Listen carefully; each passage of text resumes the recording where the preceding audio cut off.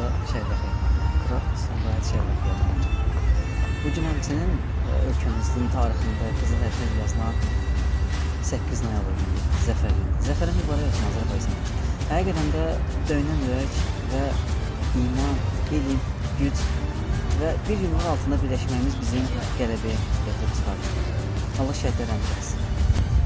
Biz bunun üzərində hal-hazırda attığımız addım mənalı və gözəl olması gerekir. Bayramımız mübarək olsun. Zəfər günü daim bizimlə olsun. Qarabağ, Azərbaycan.